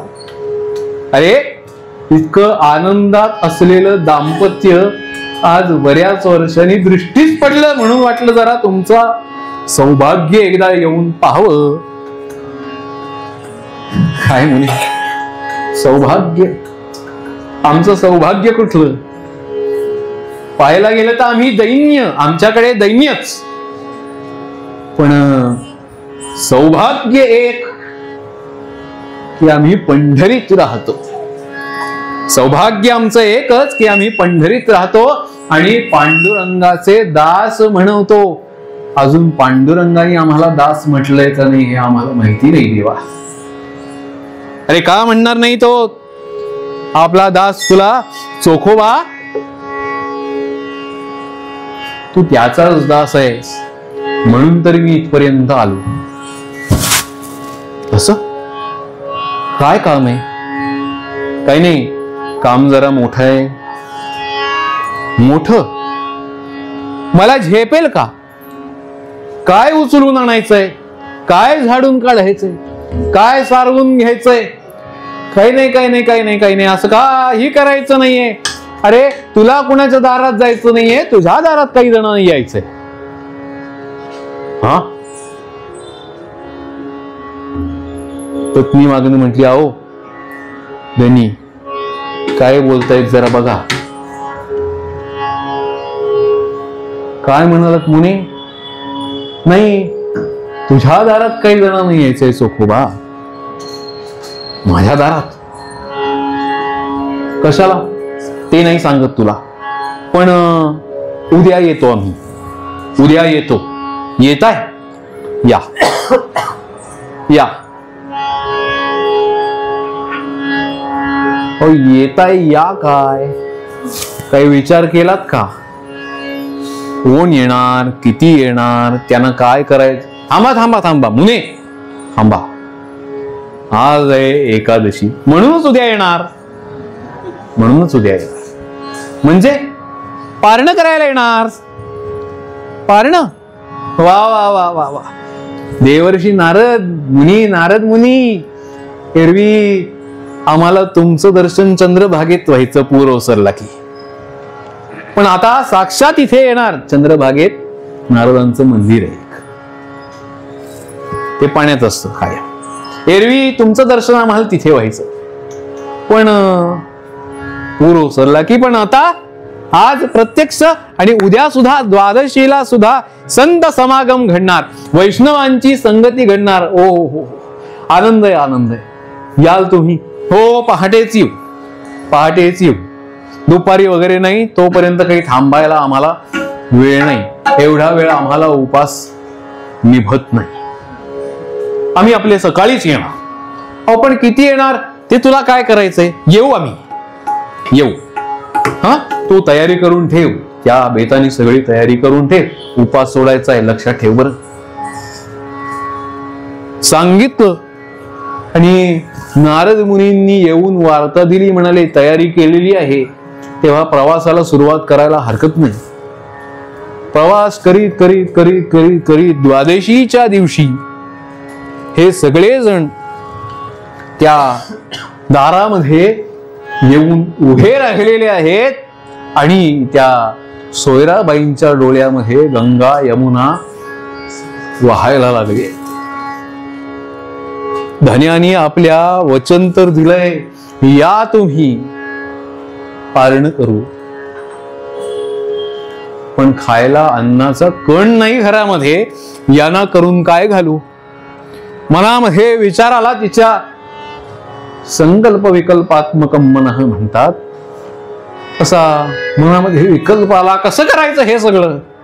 काळजी वाटली, चिंता वाटली, तोपर्यंत चिंतामणीचं नाम मुखावर आलं तिच्या। आणि ती म्हणते काळजी करायचं कारण काय आहे आपल्याला? भात भजनाचा भाकरी थापिटाळी, भात भजनाचा भाकरी थापी, भात भजनाचा भाकरी थापिटाळी, ओढुटा हो प्रभु नाम, ओढुटा हो प्रभु नाम भाजी झाली, मीठ मिरची हे दोन्ही नाम याचे, मीठ मिरची, मीठ मिरची हे दोन्ही नाम याचे, पिढे टाकूया चला भोजनाचे, भोजनाचे, भोजना. घ्या घ्या घ्या घ्या पानं घ्या म्हणून सांगितलं. अहो भजनाचा भात वाढण्यासाठी ती सिद्ध करते. वर्णन करायला मला आता वेळ नाही. आपल्या जवळ जे करणं शक्य होतं, भाकरी भात पिठलं मिरची इतकं केलं, उपास सोडायचा आहे. पानावर वाढायला सुद्धा नीट नाहीये, 2 जणांना सुद्धा पुरणार नाही इतकं अन्न कसं बस झालंय. पण ती विचार करते की हे सगळं वाढायचं तर कसं काय व्हायचं, म्हणून नारदांकडे यायला निघाली. तोपर्यंत आतमध्ये काही स्त्रिया यायला लागल्या. कुठे चालली सोयराबाई, कुठे चालला? थांबा थांबा, अहो आपल्याला पात्र घेऊन जायचेत ना, आपल्याला पात्र घेऊन जायचे. तुम्ही एकट्याच कशा घेऊन जाता? आम्ही पण येतो. अष्टसिद्धी नवनिधी आपापल्या हातांमध्ये पात्र घेऊन पुढे आल्या. अहो पहिलं पान बृहस्पतींचं, त्याच्या पुढे विष्णू, महादेव, ब्रह्मदेव, इंद्र, चंद्र, सूर्य, एकीकडे देवांगना, अशा सगळ्या जणी बसलेल्या आहेत आणि अन्न वाढायला सुरुवात केली. प्रत्येकाच्या पानावर अन्न पडतंय. अहो कित्येक जण, 2 जणांना पुरणार नाही एवढ्या अन्नात जेवले, तृप्त झाले. तृप्ततेचा ढेकर दिला आणि इंद्र म्हणतायत, अहो आता जेवण बिवण सगळं झालं, उपास विपास लौकिक सगळं झालं, हे सगळं ठीक आहे, पण ते अमृताचं काय? अमृताचं काय? आणा कुंभ. कुंभ पुढे आणला, कुंभ आणला पुढे. हा म्हणाले चोखोबा या आता पुढे या. आपल्या सगळ्यांचं पोट भरलं पण अजून भरायचंय. तसं पोट भरलं पण अजून भरायचंय, पोट भरवायचंय. हे बघा, काम तुम्ही चांगलं केलं तर तुम्हाला पण थोडं देऊ. हा इंद्रा, तुम्ही जरा थांबा, हे त्यातले नाहीयेत. सद्गुरुनाथ महाराज की जय. म्हणूनच आपण इथपर्यंत आलोय. तेव्हा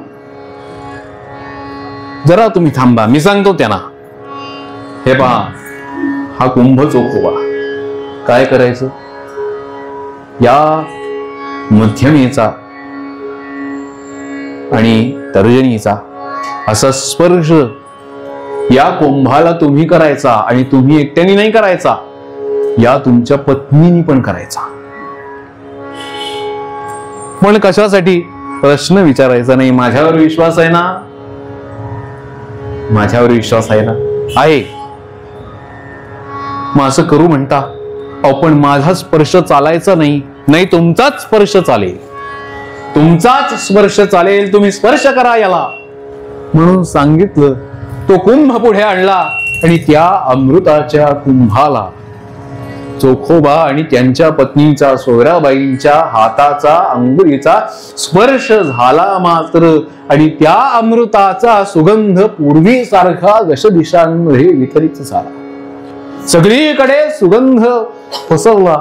गंधर्वांनी गायन करायला सुरुवात केली, अप्सरांनी नृत्य करायला सुरुवात केली.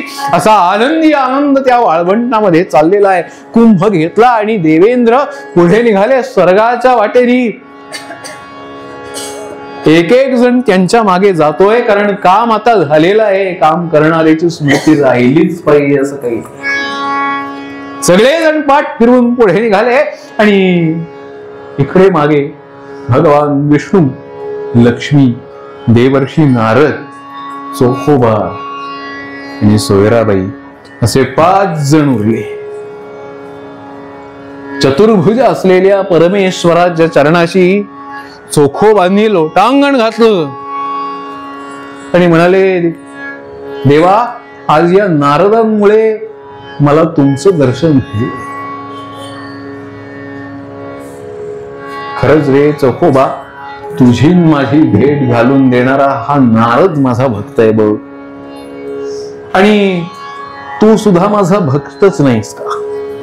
तू सुद्धा माझा भक्तच नाहीस का? अरे तुझ्या जवळ दिलेली जी ठेव आहे, या नारदांजवळ दिलेली जी ठेव आहे, ती ठेव जगाला कळावी म्हणूनच तर खरं अमृताची गोडी नाहीशी झाली. खरं सांगतो तुला चोखोबा, अरे ते जे अमृत आहे देवांनी नेलं ते खऱ्या अर्थी नाशिवंत आहे. पण नाही देवा, तुम्ही काही बोलू नका. नारद आणि चोखोबा सांगतायत, पण प्रभू, तुमच्या नामामध्ये जी गोडी आहे ती त्या कुंभातल्या अमृताला नाही, त्या कुंभातल्या अमृताला नाहीये. अरे म्हणून तर तुमच्या कंठात ठेवलंय माझ्या नामाच्या रूपाने, आणि त्याचा परिणाम म्हणून एका जनार्दनी संतांची दृष्टी नाशिवंत सृष्टी सजीव होते. ते नाशिवंत ते सुद्धा पूर्ववत सजीव करून दाखवलं. चोखोबा, तुम्ही काय हवंय बोला, काही नको देवा.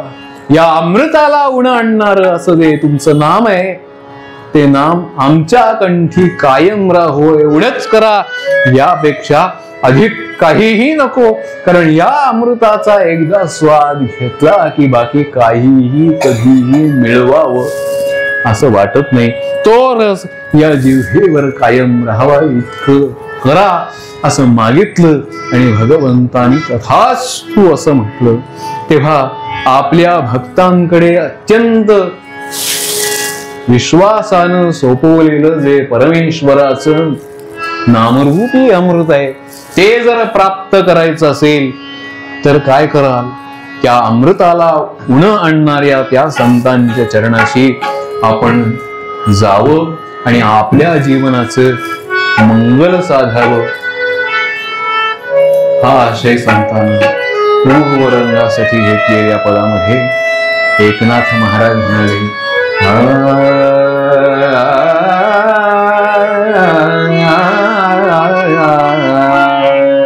अमृता उणे आणि ती संत जन, नाम अमृत खूण पाजिता ती. अमृता उणे आणि ती संत जन, अमृता उणे आणि ती संत जन.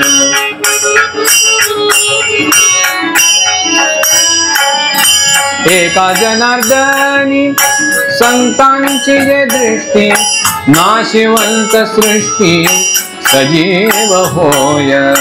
अमृता उणे आणि ती संत जन, अमृता उणे आणि ती संत जन. अमृता उणे आणि ती संत जन, आणि ती संत जन, आणि ती संत जन. या गणेश जयंतीच्या निमित्ताने हा माघातला उत्सव आजपासून इथे सुरू झालेला आहे. आज पहिली कीर्तन सेवा इथे संपन्न होते. उद्या संध्याकाळी 6:30 ते 8 या वेळामध्ये हरिभक्तीपरायण कीर्तन भूषण विकास बुवा दिग्रसकर यांचं कीर्तन होणार आहे. गणेश जयंतीच्या दिवशी सदानंद बुवा तामणकरांचं कीर्तन होणार आहे. वसंत पंचमीच्या दिवशी रुंचाताई प्रभुणे यांचं कीर्तन होणार आहे. आणि रात्र मोरेश्वर बुवा चव्हाणीकर यांचं ललिताचं कीर्तन होऊन उत्सवाची सांगता होणार आहे. या उत्सवामध्ये मला कीर्तन करण्याची सेवा आमचे गुरुजी रामचंद्र बुवा भिडे आणि भट कुटुंबीय यांनी दिली. काही जणांना प्रश्न आहे की तुमचं पहिल्या दिवशी का ठेवतात, पुढचे सगळे खूप मोठे आहेत म्हणून सुरुवातीला मला ठेवता. इतकंच काय ते आहे, कारण त्यांच्या पुढे उभं राहण्याची माझी काही ताकद नाही म्हणून सुरुवातीला आपलं मला ठेवतात. तसं आज जे काही वेडं वाकडं मला करता आलं, कुंभमेळ्याचं औचित्य आहे म्हणून अमृत हा विषय आपल्या पुढे मांडायचा मी प्रयत्न केला. यद रोचते तद्ग्राह्यम यन्न रोचते तत्सकलम त्याज्यम असं आपल्याला मी सांगतो. भगवंताचं गोड नाम हे आपल्या मुखामध्ये कायम राहावं, हा उत्सव अतिशय आनंदाने आणि परंपरेने जे सांगितलेलं आहे त्याप्रमाणे करणारे जे भट कुटुंबीय आहेत त्यांच्या सर्व कामना या परिपूर्ण होत, मंगलमूर्तीचा आशीर्वाद त्यांना कायम मिळो अशी मंगलमूर्तीच्या चरणाशी प्रार्थना. हे बोलण्याचं कारण काय, कारण परंपरा सोडून जाणारे खूप लोक आहेत. आता ते टिकवून ठेवणं या काळातही, यासाठी जी धावपळ करायला लागते आणि जे कष्ट आणि धैर्य लागतं ते सर्व या कुटुंबियांकडे आहे. त्यांना तसं मिळतच राहो.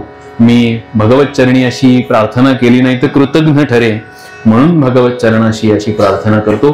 तुम्हा सर्वांच्या जीवनामध्येही भगवन नाम हे कायम राहो, त्या अमृताची गोडी तुम्हा आम्हाला प्राप्त होवो अशी गजाननाच्या चरणाशी प्रार्थना करतो.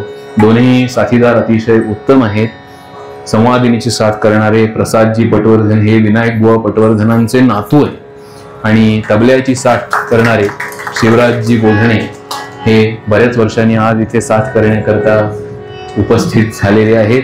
जे काही मला मर्यादित वेळामध्ये सादर करता आलं ते आपल्या पुढे सादर केलं. ज्या चुका आहेत त्या विसरून जा, जे आपल्याला घेता येईल ते मात्र घरी घेऊन नक्की जा. या कीर्तनाचं ध्वनिचित्र मुद्रण करणारे समीकजी देऊळगाथा नावाचं त्यांचं चॅनल आहे, तेही आज इथे उपस्थित झाले. त्यांच्याही विषयीची कृतज्ञता मी व्यक्त करतो. झालेली सेवा भगवत चरणाशी अर्पण करतो. तुकाराम महाराजांनी जेवढं मागणं मागितलं तेवढं मागू आणि आरती करून थोडा उशीर झालाय माझ्याकडून त्याच्यासाठी क्षमा मागतो. हे चिदान रे गा देवा तुझा विसर न भावा, गुण गायन आवडी हे माझी सर्व संत संग दे दासदा तुका म्हणे गर्भवासी तुझे घाला रे राम. गुण गायन आवडी हे माझी सर्व जोडी, माझी सर्व जोडी हे माझी सर्व जोडी. सुख करता दुःख हरता वार्ता विघ्नाची, निर्विघ्न प्रेम रूपा जयाची, सर्वांगी सुंदर चेंडुराची, पंखी धके माळ मुक्ता फळाची. दर्शन मात्रे मन कामना पती रत्न खचित फरा गौरी मला हिरे संपुट शोभे तो बरा पुरे देव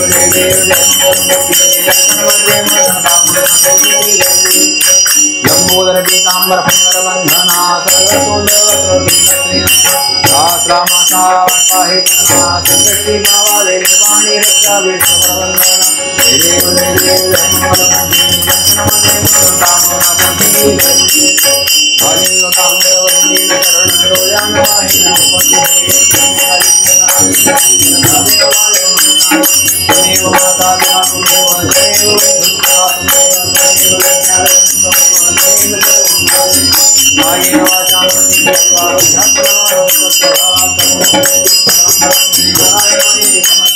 अच्युतं गीतं ब्रह्मनारायणं विष्णुरामोदरं वासुदेव हरिं हरे राम राम राम हरे हरे हरे कृष्ण हरे हरे राम राम हरे कुंडली कवरदे हरि विठ्ठल श्री ज्ञानदेव तुकाराम श्री सिद्धिविनायक महाराज की जय. मंगल मूर्ति मोरया देवर्षि नारद महाराज की जय. महारुद्र हनुमान की जय. श्री सद्गुरुनाथ महाराज की जय. जय जय रघुवीर समर्थ.